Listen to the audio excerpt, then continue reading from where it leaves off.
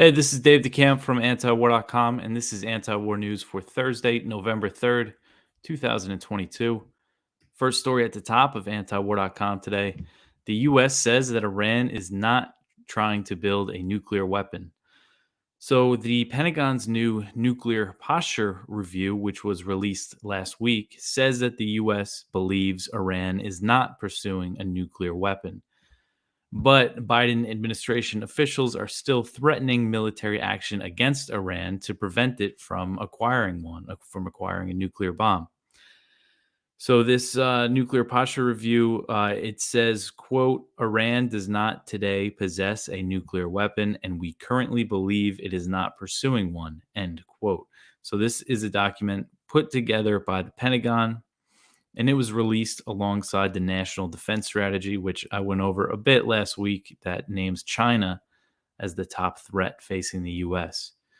And the NDS, the National Defense Strategy, it also acknowledges that Iran has not made a decision to build a nuclear bomb. It reads, quote, Iran is taking actions that would improve its ability to produce a nuclear weapon should it make the decision to do so, end quote. So, despite the Pentagon's conclusion, President Biden's special envoy for Iran, Robert Malley, said this week that the U.S. would use military action as a last resort to prevent Iran from acquiring a bomb. He said, quote, we will use other tools and in last resort a military option if necessary to stop Iran from acquiring a nuclear weapon, end quote. And he also said, as I covered, that the U.S. was not going to waste its time, as he put it, on negotiations with Iran to revive the nuclear deal known as the JCPOA, even though these documents, the National Posture Review, recognizes that the agreement, the JCPOA, puts strict constraints on Iran's nuclear program. So the Nuclear Posture Review says that Iranian nuclear activity that the JCPOA previously constrained is, quote, of great concern as they are applicable to a nuclear weapons program, end quote. So it recognizes that the JCPOA, which has very strict limits, it puts Iran's nuclear program, just makes it so they could only enrich uranium up to, I believe it's like 3.7%, which is very low. Weapons grade is 90%. And they have to ship off their enriched uranium. And after the U.S. withdrew from the JCPOA in 2018, that lifted Iran's obligation to be in these strict limits. So Iran waited a year before they took any action. They gave the Europeans a chance to offset the sanctions, or I guess they're hoping maybe the Trump administration reimposed. They were hoping those sanctions would be reversed. So anyway, they waited a year, and then they started pretty slowly increasing their nuclear activity. And in more recent years, Iran has increased uranium enrichment in response to Israeli covert attacks and assassinations. Operations that the U.S. tacitly endorses because they never condemn them, and it's their friends Israel that are conducting them. So it is just really ridiculous that the U.S., here they are threatening military action, keeping all these sanctions on Iran, and is backing Israel's covert operations over, and they don't even think that they've made the decision to make a nuclear weapon. So what's this all for? And I have to give credit to Ted Snyder, who found this, because I didn't read this whole document, and he's going to have a piece on it this week, I believe. But yeah, it's just, it just really shows, because this is the official line. I mean, the CIA director, William Burns, he said last year, the same thing, that Iran's not trying to make a nuclear weapon. Yet they go to all these lengths and all this propaganda that you see, trying to convince you of that. So yeah, I mean, really, the best way, if you're worried about Iran's nuclear program, the nuclear deal is the best way to ease those concerns. But the U.S. has no interest in lifting sanctions on Iran.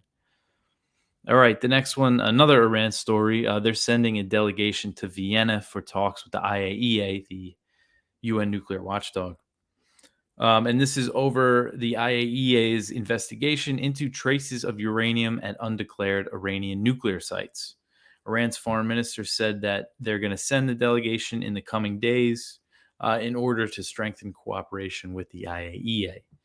So the IAEA's probe into these uranium traces, it's been open for years, and there's no proliferation risk, but they don't want to drop it, and they haven't been satisfied with Iran's explanations. They've presented them with documents and things, but they're not happy with it. Iranian officials have insisted that they've explained the situation well enough, and some have suggested that the evidence was planted by Israel, um, which who knows, but it is important to point out that Israel has infiltrated Iran's nuclear program. I believe one of the attacks at the Natanz nuclear facility was they used, according to the Mossad, according to Israeli media, there was explosives kind of in the structure, some of the structures that were built, that were planted during the construction, that they blew up. So it does look like they can really infiltrate Iranian nuclear facilities. But this issue was brought up during the negotiations between the U.S. and Iran, the latest rounds of talks that were indirect talks, but they've been stalled since the beginning of September. But Iran was saying that they couldn't revive the JCPOA without settling this IAEA investigation. But it wasn't clear if that was a demand that they made to the U.S. as part of a condition to revive the JCPOA. That it was something they were saying publicly. But again, those talks are dead, and especially with the rhetoric that's been coming out of the Biden administration, it doesn't seem like there's going to be any progress on that front anytime soon. All right, so the next one here, the U.S. says that it sees no indication Russia is preparing to use a nuclear weapon. So the Biden administration said this on Wednesday, and it was after a media report claimed that Russian officials were discussing the use of tactical nuclear weapons. White House National Security Council spokesman John Kirby said, quote, "We continue to monitor this as best we can, and we see no indications that Russia is making preparations for such use," end quote. So citing unnamed U.S. officials, the New York Times reported that senior Russian officials recently discussed when and how to use a nuclear weapon in Ukraine. The report hasn't been confirmed, and Kirby declined to comment on the report. He didn't confirm the contents of it. And responding to the report, Kremlin spokesman Dmitry Peskov said that Western media is, quote, "deliberately pumping up the topic of the use of nuclear weapons," end quote. And he said the report was very irresponsible. So if the report is true, who really knows? Again, it's just said that Russian officials were discussing when and how to use tactical nuclear weapons. But it is typical of officials in nuclear armed states to discuss the potential use of the weapons and even rehearse dropping them, as both NATO and Russia recently conducted nuclear war games. And Putin said last week that he has no plans to use nuclear weapons in Ukraine, and that came after earlier warnings from him. He said that Russia could use all the weapons at its disposal to defend its territorial integrity, and other Russian officials made clear that that includes nuclear weapons and applies to the territory that Moscow recently annexed. Russian officials insist that Putin's warnings fall within Moscow's military doctrine, but the warning is significant because Russia has annexed that territory that it controls, meaning that it now considers Kiev's counteroffensives as attacks on Russian territory. Kirby said, the National Security Council spokesman, he said that the U.S. was still concerned with the risk of Russia using a nuclear weapon, but that concern has not led to a push for diplomacy. At least publicly, we haven't seen any indication that the U.S. is pushing for talks. In fact, they've been saying that they're not, while Russia has repeatedly stated that they are open for negotiations, willing to negotiate. But Ukraine, they're not interested. Their goal, they're saying, is to drive Russia out of all the territory it controls, including Crimea. And the U.S., they would need to be leaned on hard by the U.S. to negotiate. It seems like, and it doesn't look like that's going to happen anytime soon. And people, even the slightest, call for that in Washington, as we saw with that letter that those progressive Democrats sent Biden, that was very, very mildly, meekly called for the U.S. to negotiate with Russia, was retracted, which is just really unbelievable. All right, the next one here. Both Sweden and Finland will not rule out hosting NATO nuclear weapons. So I covered recently that Finland said they would not rule out hosting nuclear weapons if they join NATO, but Sweden is saying the same thing too. And this was said by both of their prime ministers who held a joint press conference in Helsinki on Tuesday.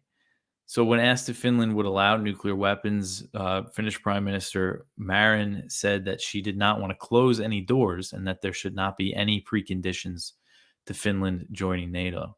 So, Kristersson, who is the new Swedish Prime Minister, he said Sweden and Finland will act jointly on the issue and that the two countries should embrace all of NATO's capabilities. And separately, the commander of Sweden's armed forces also said that Stockholm should not set any preconditions before joining NATO. So currently, NATO has no nuclear weapons deployed in any countries that have joined the alliance since the end of the Cold War. And it's unlikely that they would be placed in Sweden and Finland in the near future if they join the alliance. But the policy could always change, and Poland has said that it's looking to host U.S. nukes and has said that it's in discussions with Washington on the matter. So, placing nuclear weapons in Finland would be just a huge provocation toward Moscow, as it shares an over 800-mile border. Finland shares an over 800-mile border with Russia. And Putin has said that he does not view Finland and Sweden joining NATO as a threat, but he warned he would respond to the expansion of the military alliance's infrastructure in the region. And the reason why Russian officials have said that, when Finland and Sweden were first entertaining the idea of joining NATO, Russia was really warning against it. But then when it actually happened, it kind of toned it down a little bit, saying that they would respond to the NATO expansion of NATO infrastructure. And the reason why they said is because they don't have territorial disputes with Finland, even though they border Finland like they border Ukraine. It's just not as sensitive as a country for Russia to join NATO as Ukraine or Georgia is. But Sweden and Finland's NATO bids, they've been approved by 28 out of 30 members, with only Hungary and Turkey holding out. And Turkey is warning that they could still block them from joining if they don't fulfill a deal that they signed. But I want to take this moment to mention our great sponsor, the book, How the West Brought War to Ukraine by Benjamin Abloh, which is a great summary of the steps that the U.S. and NATO took after the Cold War that provoked the war that we're seeing today, played a major role in provoking it. And he wrote to me, Mr. Abloh, and told me something pretty cool, that his book is being, I have to find his email, is being reprinted by a Swedish, what did he say? A special German edition of the book was published last week by the largest Swiss news weekly, Die Weltwoche, which translates to the World Week. So they published and distributed 40,000 copies of this book in print and shrink wrap them with their regular weekly magazine. And they're making PDFs free for download online. So that's, in German. So it's pretty great that they're sending this out to so many people to get this message out of how the West did provoke this war. It's history that they want us to forget. Of course, Abloh, he's not justifying Russia's invasion, and neither am I, but it's just really important, especially as an American, or if you're a West European, it's really important to know our government's role in provoking this war. And currently, it seems like it's pretty clear that they wanted to prolong it. In the earlier days when peace talks seemed viable, they were doing everything they could to scuttle them. But you could purchase the book at the link in the show notes. The hard copy is only $10. It's a short read. And you could also get the Kindle version, and an audiobook is on the way. So How the West Brought War to Ukraine. All right, so back to the news here. The next one, Russia. This is some good news. Russia has rejoined the Ukraine grain deal after Turkey's mediation. So Russia on Wednesday, they agreed to rejoin the deal that has allowed grain shipments to leave Ukraine's Black Sea ports after successful mediation from Turkey. Erdogan, the Turkish president, announced that grain shipments resumed out of safe corridors set up by the agreement at 12 p.m. Moscow time on Wednesday.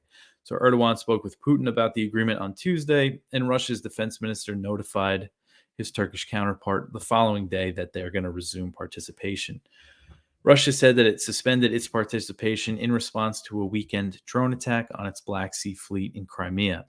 It blamed the attack on Ukraine and claimed that some of the drones traveled through the safe corridors to launch the attack. Russian officials said they agreed to resume participation in the deal after receiving guarantees from Ukraine that they would not use these corridors to launch attacks. Russia's short pause of the deal did not have much impact on the grain shipments. Vessels were still moving out of Ukraine on Monday and Tuesday, so they didn't try to blockade the ports or anything. And Putin warned that Russia could suspend its participation again if Ukraine does not live up to its guarantees. And now this deal is due to expire on November 19th, and Russia has warned that it may not extend the agreement. As part of the deal, which was signed in July, Russia was given assurances that there would be steps to facilitate the export of Russian agricultural products, but Moscow says that has not happened. So, I mean, this just goes to show Turkey right after Russia. I mean, you just kind of compare what Turkey's doing, to what the U.S. is doing. Russia pulls out of this deal. All the U.S. does is say, just release all these statements accusing them of all sorts of things. And what Turkey does is they get on the phone right away and say, how can we salvage this? And they did salvage it. And Russia says that they appreciate Turkey's neutrality.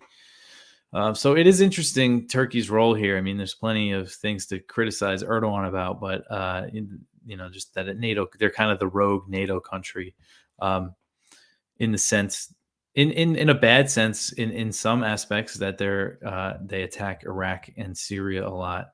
But in this sense, it's good that they're at least one NATO country is really pushing for diplomacy here. Okay, the next one. We just have one up about the elections in Israel. Looks like final votes have been tallied. It looks like Netanyahu is going to retake power by mid-November. So Netanyahu is coming back, and he seems to be forming a coalition with some very extremist right-wing politicians in Israel. And there's been some reports that the U.S., if certain people are in the coalition, that the U.S. might not want to work with them, which is interesting. But I'm sure Netanyahu's going to try to make the Americans happy. And we run stuff from Israeli media on Israeli elections. This is the Times of Israel. They're not good on a lot of things, but when it comes to Israeli politics, I usually get the best information from them and other Israeli media. So if you want to check out the details there, we have a lot of stuff posted about that.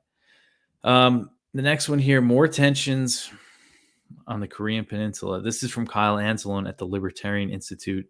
So North Korea reacted pretty strongly to the U.S. and South Korea's major war games that they've been holding. Pyongyang carried out large-scale military exercises as Washington and Seoul conducted record-setting aerial war games. North Korea launched 23 missiles and fired over 100 artillery rounds into the sea. And I believe that was on Wednesday. And they launched additional missiles on Thursday. So the U.S. and South Korea, they kicked off their Vigilant Storm 23 aerial war games this week. The military drills involve a record 240 aircraft. So it's the largest ever iteration of these drills. And of course, North Korea denounced the exercises and pledged to react. And they began their response by firing 17 missiles on Wednesday morning. Later in the day, they launched an additional 6. The total of 23 launches in a single day is a record for Pyongyang. And Seoul reported that the missiles were short range and some flew very close to South Korean territory. And then North Korea also fired over 100 artillery rounds near the maritime buffer zone. So South Korea is saying these are unprecedented. missile launches, artillery launches. So it's just not good. Um, and again, there's more on Thursday, so we could see even more as the day goes on.